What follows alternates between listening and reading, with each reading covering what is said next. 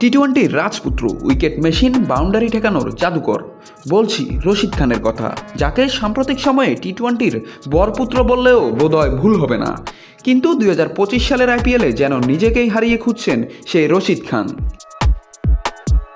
টি-টোয়েন্টিতে রশিদের ভূমিকা খুবই পরিষ্কার, গুগলি দিয়ে উইকেট নেওয়া আর রানের চাকা আটকে রাখা। বছরের পর বছর ধরে সেটাই করে এসেছেন আফগানিস্তানের এই লেগ স্পিনার।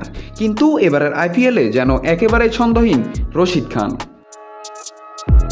এ মৌসুমে রশিদ 15টি ম্যাচ খেলেছেন, উইকেট মাত্র 9টি, গড়ে 57 রান খরচ করে নিয়েছেন একটি উইকেট, ওভার প্রতি রান দিয়েছেন 9.34। আর সবচেয়ে চমকে দেওয়া তথ্য, এক মৌসুমে সবচেয়ে বেশি 33টি ছক্কা হজম করেছেন রশিদ খান।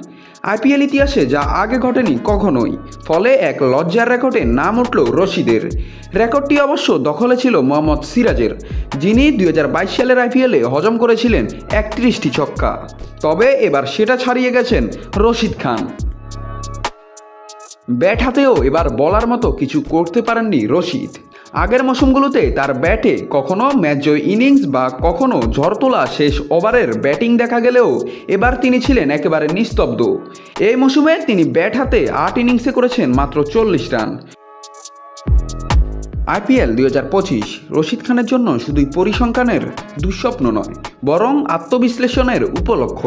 সবার মনে এখন একটাই প্রশ্ন, এই ব্যর্থ রশিদ কি সাময়িক, নাকি সেরা সময় পেরিয়ে এসেছেন তিনি? আবার কবে ছন্দে ফিরবেন টি-টোয়েন্টির এই জাদুকর, সেটাই এখন দেখার বিষয়। নাত রাহুল, নিউজ না স্পোর্টস।